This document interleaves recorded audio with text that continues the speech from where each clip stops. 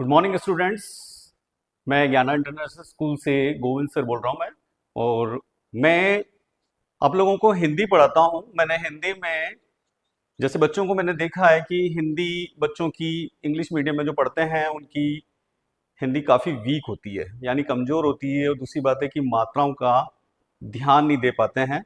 तो आज मैं एक व्याकरण अभी पढ़ा रहा हूँ।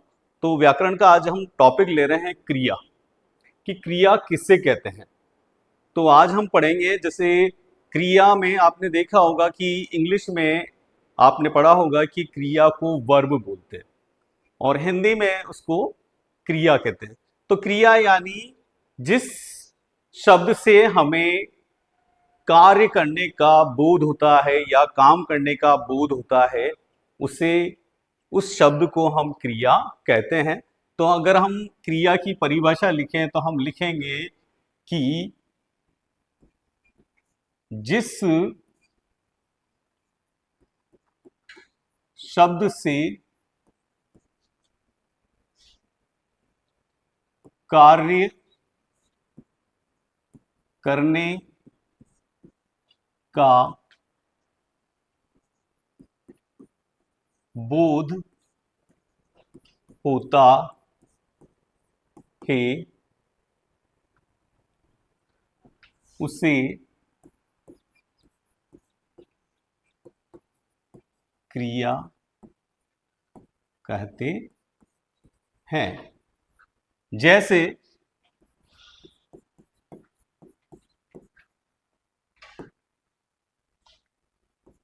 खाना, पीना, नहाना आदि। अब ये सारी जो शब्द हैं जिनको हम यूज करते हैं और उनसे हमें पता लगता है कि ये काम करने का पता चल रहा है, उसे क्रिया कहेंगे। जैसे खाना, पीना और नहाना। ठीक है। अब यहां पर जिसमें नहाना यानी ऐसा शब्द, ऐसा मूल शब्द जिसमें ना प्लस या तो ना छिपा हो, पीछे बैक साइड में ना लगा हो या ता लगा हो। यानी जैसे अभी कह सकते हैं हमें कि खाता, पीता, नहाता। ठीक है। तो आपने देखा कि सबके पीछे ना आ रहा है, इसमें ता आ रहा है। यानी कहने का मतलब है या तो ना आए या ता आए। तो उससे भी हमें क्रिया का पता लग जाता है। और शब्दों से तो पता लग ही जाएगा। हम सेंटेंस जब बोलेंगे, किसी वाक्य को अगर हम बोलेंगे तो उसमें पता लग जाएगा कि किस शब्द से हमें काम करने का बोध होता है, वो शब्द हमारा क्रिया कहलाता है। तो अब इसमें क्रिया में भी मूल शब्द छिपा होता है। मूल शब्द यानी कहने का मतलब है कि हमारा धातु, मूल धातु जो होती है वो शब्द छुपी हुई है। जैसे जैसे मैंने बोला अभी खाना। अब इस खाना में खा मूल शब्द है। क्या है? मूल शब्द। और इस शब्द को हम बोलेंगे धातु। क्या बोलेंगे? धातु शब्द। ठीक है। ये अब जैसे मैंने बोल दिया नहाता, नहाता, तो इसमें जो नहा शब्द है वो मूल शब्द है और इसको ता जोड़ने पर यहां पर ये शब्द हमारा क्या बन गया? क्रिया बन गया। क्या बन गया? क्रिया। हमेशा ये याद रखना कि जब भी कोई टीचर अगर आपको व्याकरण पढ़ा रहा है तो आप सभी बच्चों का ध्यान बिल्कुल उस टीचर के ऊपर होनी चाहिए, ताकि हमें, अगर हमने व्याकरण सही ढंग से पढ़ लिया तो हम ये सोचेंगे कि आपने हिंदी में बहुत अच्छे नंबरों से आप पास होंगे। वो दूसरी बात है कि आपकी जो गलतियां है ना, सिली मिस्टेक्स जो होती है आपसे, कि बार बार बच्चे गलती करता है, कि है ना मात्राएं नहीं आती और मात्राओं का ध्यान। तो ये जो व्याकरण है वो व्याकरण हमें ये सिखाती है और हमारी जो कमजोरियां हैं उनको दूर करती है। जैसे मैंने अभी एक पॉइंट और याद आया था मुझे कि जब मैं लिख रहा था कि उसे क्रिया कहते हैं, तो यहाँ पर जो हैं इसमें मैंने बिंदी लगाई थी, तो ये बिंदी भी हमें ये सूचित करती है कि वो जो शब्द है वो बहुवचन का शब्द है। यानी जिस वाक्य के अंत में हैं के पीछे अगर मात्रा अंक की मात्रा लग रही है तो ये जो शब्द है ये बहुवचन वाला है।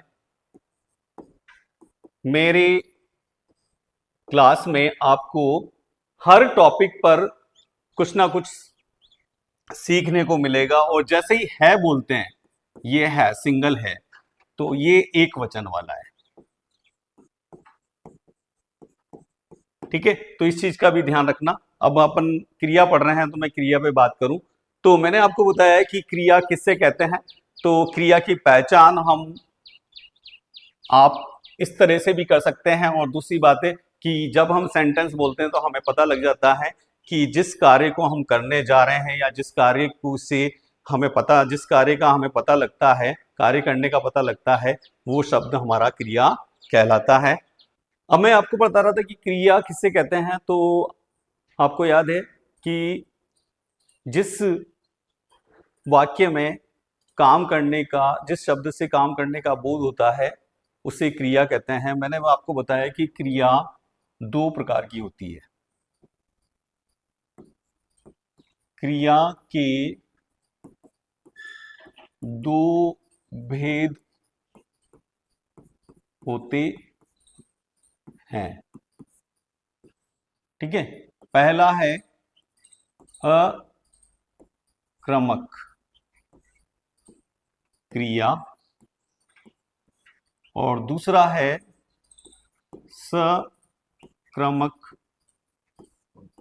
क्रिया। ठीक है, ये दो हैं, अकर्मक और सकर्मक। अब जैसे अकर्मक, हमें नाम से ही पता चल रहा है कि अकर्मक का मतलब है कि ऐसा वाक्य जिसमें कर्म नहीं होता है, जिसमें कर्म नहीं होता है उसे अकर्मक क्रिया कहते हैं। यानी जिस वाक्य में कर्म नहीं होता है या उसे अकर्मक क्रिया कहते हैं। यानी जिस क्रिया का कर्म नहीं होगा उसे अकर्मक क्रिया कहेंगे। तो हम लिख सकते हैं कि जिस क्रिया में कर्म नहीं होता है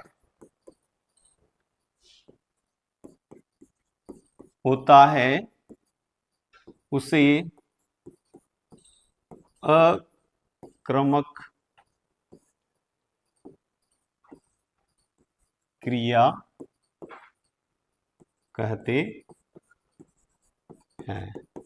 अब जैसे इसके एग्जाम्पल कि ये पता तो चले हमें कि किसे कहते हैं अकर्मक क्रिया। तो अकर्मक क्रिया की अगर एग्जाम्पल देखें तो उदाहरण, तो इसके उदाहरण है जैसे राम सोता है, बच्चा रो रहा है। तो यहां पर इसमें कर्म नहीं है, इन दोनों वाक्यों में कर्म नहीं है। तो ये कौन सी क्रिया है? अकर्मक क्रियाएं हैं। ये दोनों अकर्मक सेंटेंस हैं दोनों, जो जिसमें कर्म नहीं है। आपको याद है कि जब भी है ना अगर हम कोई वाक्य बनाते हैं तो वाक्य बनाने के लिए हमें तीन चीजों की आवश्यकता होती है, जैसे कर्ता, कर्म और क्रिया।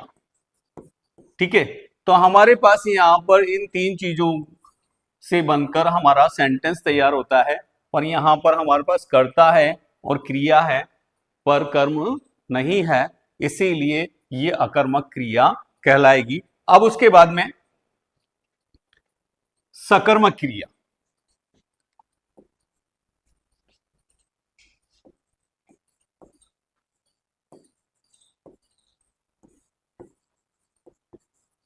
सकर्मक क्रिया यानी हमें इस नाम से, यानी हम जो पढ़ रहे हैं अभी, सकर्मक क्रिया यानी जिसका साथ होता है, ठीक है ना, यानी कर्म साथ होता है उसे सकर्मक क्रिया कहते हैं। यानी जिस क्रिया में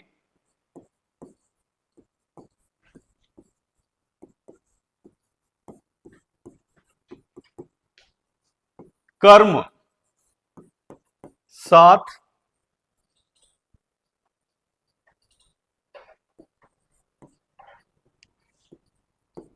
होता है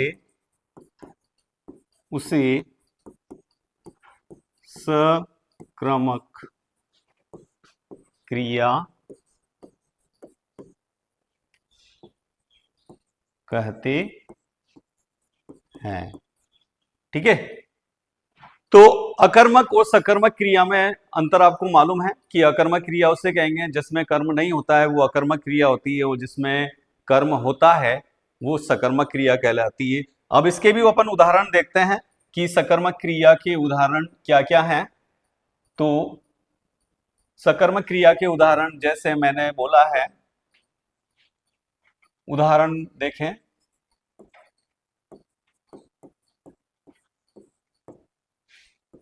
रमा टीवी देख रही है। तो यहां पर हमारे पास कर्ता है, ठीक है, ये कर्म है और ये क्रिया है। ओके, तो यहां पर हमारे पास में कर्म भी है, क्रिया भी है और कर्ता भी है। तो मैंने आपको बताया है कि सकर्मक क्रिया किसे कहेंगे कि जिस क्रिया में कर्म होता है वो सकर्मक क्रिया कहलाती है। ये जो सेंटेंस है, इस सेंटेंस में हमारे पास में तीनों चीजें हैं, यानी क्रिया भी है, कर्ता भी है, कर्म भी है। तो ये हमारा जो सेंटेंस है वो सकर्मक क्रिया का कहलाएगा। तो आप बच्चों को समझ में आ गया होगा आप लोगों को बेटा। और ये ना हर क्लास में, ये जरूरी नहीं है कि ये आप ना अपनी पर्टिकुलर क्लास में ही समझें, क्योंकि ये 6 के लिए भी है, 7th के लिए भी है, 8th के लिए भी है, और हमारी जो लोअर क्लास से 5th 4th के लिए भी है कि क्रिया किससे कहते हैं हमें याद होना चाहिए, और क्रिया के कितने भेद होते हैं, अकर्मक क्रिया, सकर्मक क्रिया। हमारे पास परीक्षा में ये पूछा भी जाता है कि अकर्मक क्रिया किससे कहते हैं और सकर्मक क्रिया किससे कहते हैं। तो ये हमारे पास मुख जबानी याद होना चाहिए कि ये जरूरी नहीं है कि जो किताब में लिखा है वही सेंटेंस हमें हमें यहाँ पर उसके एथिक्स पे जाना चाहिए कि अकर्मक का मतलब क्या होता है और सकर्मक का मतलब क्या होता है। अकर्मक यानी बिना कर्म के, यानी जिस वाक्य में कर्म नहीं होगा वो अकर्मक क्रिया कहलाएगी, और जिस वाक्य में कर्म होगा वो सकर्मक क्रिया कहलाएगी। हमें ये चीज ध्यान रखनी है। ओके बेटा, आप लोगों को समझ में आ गया होगा। और अगर भी नहीं समझ में आए तो आप और मुझसे डिटेल से पूछ सकते हैं। Okay, thank you so much for watching.